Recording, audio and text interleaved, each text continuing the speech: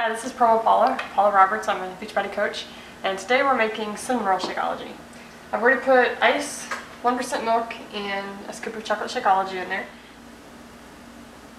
About a teaspoon of cinnamon, and half a teaspoon of vanilla extract.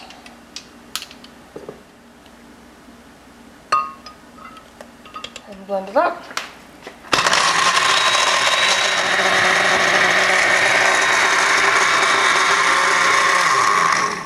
You can really smell the vanilla.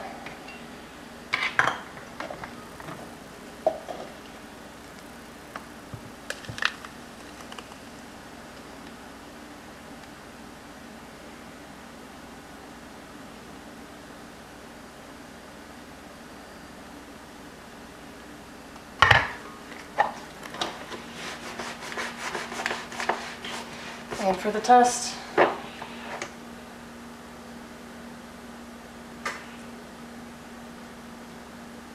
it actually tastes like a cinnamon roll.